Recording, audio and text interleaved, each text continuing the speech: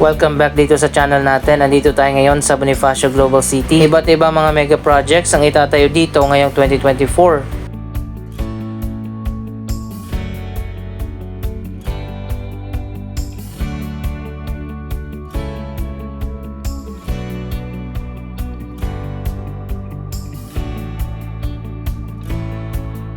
Andito tayo sa location kung saan itatayo ang Park East Place, isang bagong high-rise residential building ng Ayala Land.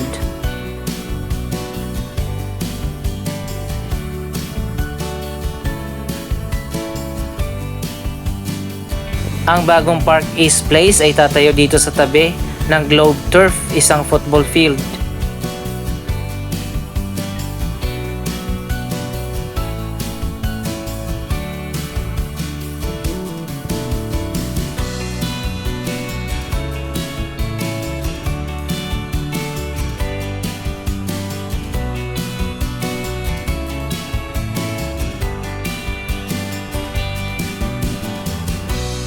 Dito sa kabila itatayo naman ang bagong bench headquarters.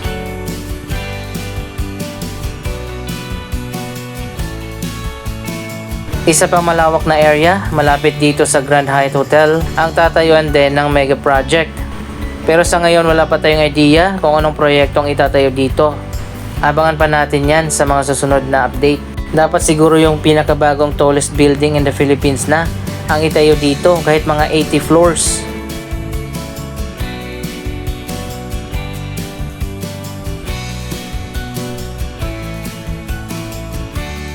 Sa likod naman ng Uptown Mall, may plano din na magtayo ng isang super tall building. Pero sa ngayon proposal pa lang yan at abangan natin kung matutuloy ba ang proyektong ito.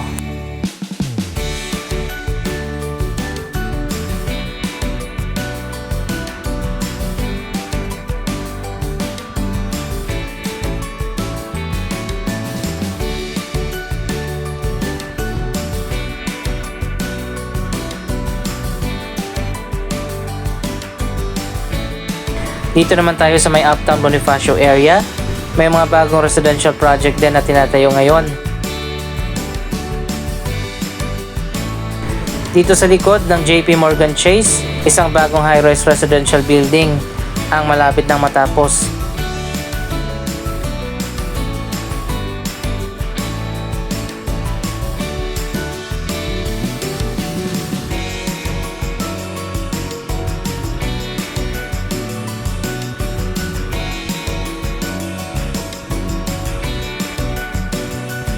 Sa likod pala niyan ay magtatayo pa ng isa pang high-rise residential building.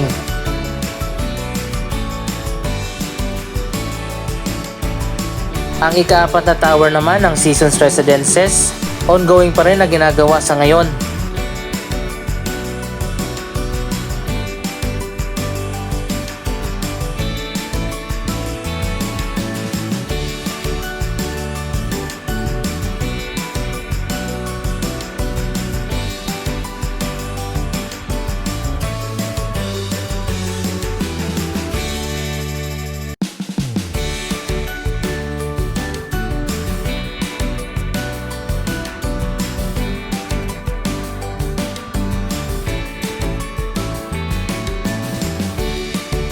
Meron palang maliit na park dito sa Uptown Bonifacio.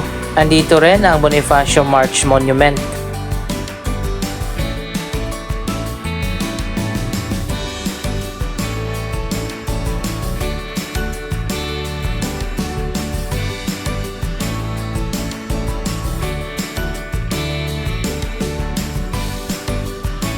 Iba talaga kapag master plan ang isang development katulad ng Bonifacio Global City. Hindi puro mga buildings lang ang nakatayo, meron din mga open spaces katulad ng mga park at garden.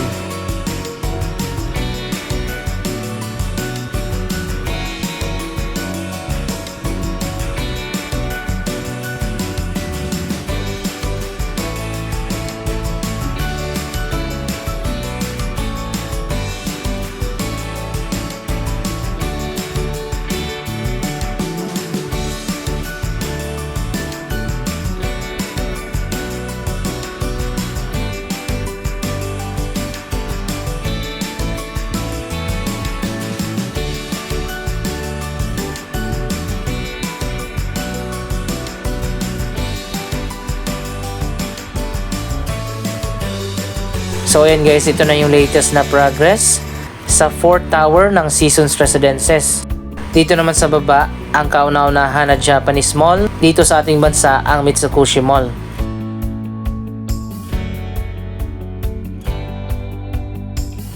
Kapag natapos na yung Seasons Residences, dito naman yung tatayuan ng mga high-rise residential building. Malapit na dito sa on and off ramp ng BGC Ortigas Bridge.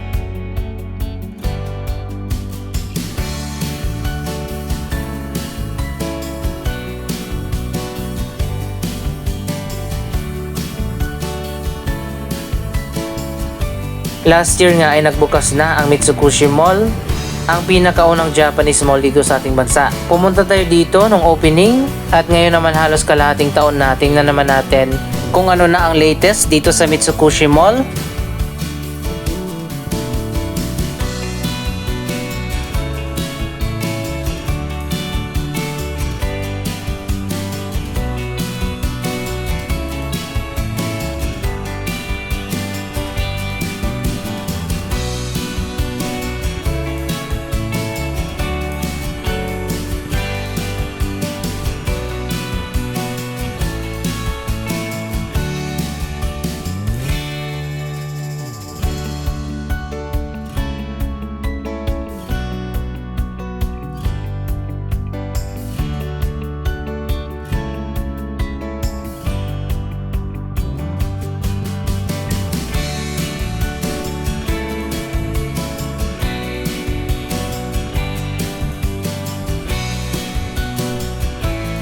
Puro mga upscale residential building ang nakatayo dito, katulad ng Grand Hyatt Residences, Uptown Ritz at Uptown Park Suites.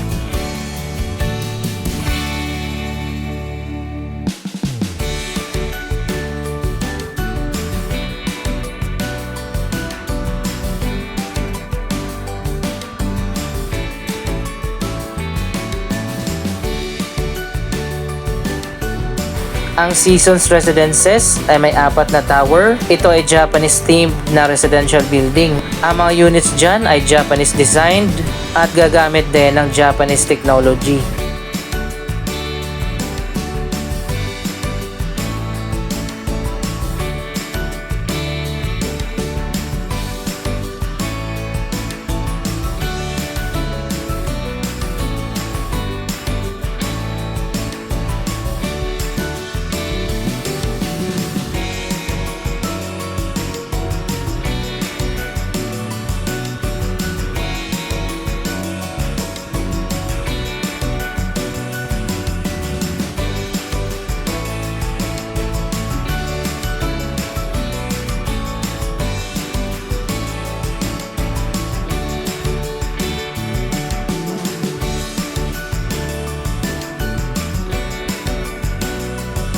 Balikan natin ang Mitsukushi Mall at tingnan natin ang mga bagong stores at mga restaurant sa loob.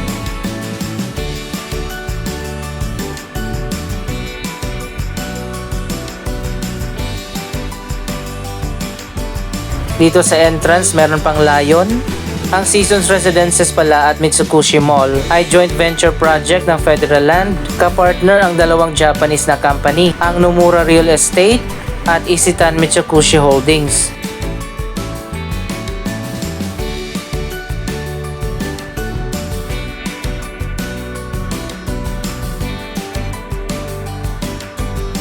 So ayan guys, makikita nyo naman kakaiba yung design dito sa loob ng Mitsukushi Mall.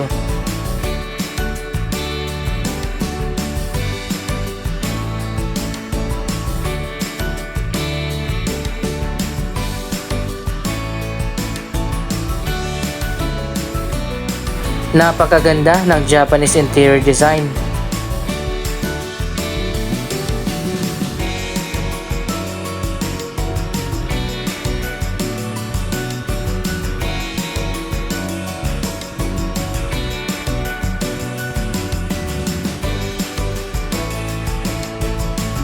Ang Mitsukushi Mall ay isang upscale mall.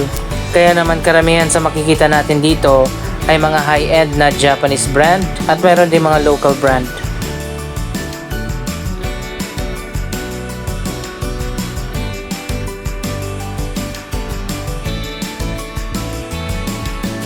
Pupunta pala tayo doon sa lower ground floor na hindi natin napuntahan ng opening. Nandun yung supermarket at food court. Iba't iba mga restaurant din yata ang makikita doon.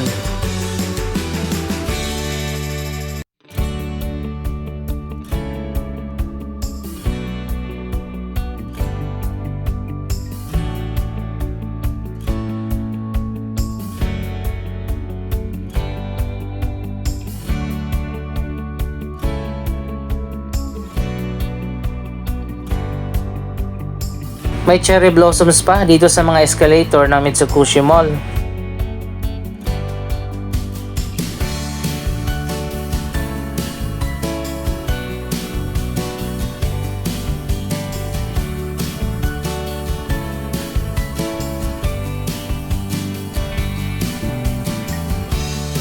So ayun guys, nandito na tayo sa Mitsukushi Fresh. Ito ay Japanese supermarket kung saan makakabili ka ng mga Japanese food at products.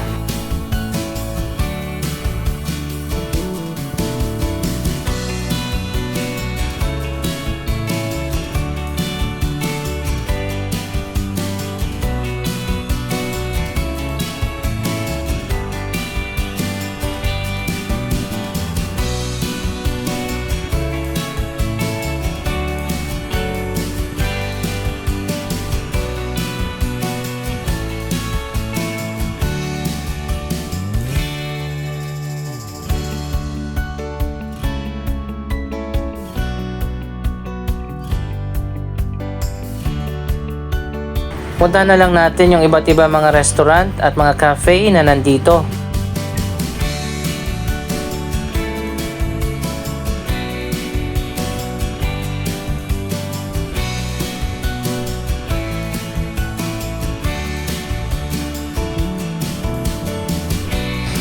Ang dami pala mga restaurant at cafe dito.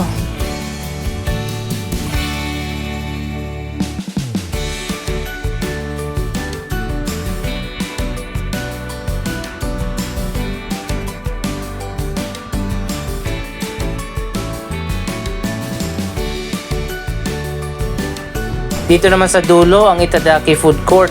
Iba't ibang Japanese food ang mabibili dito.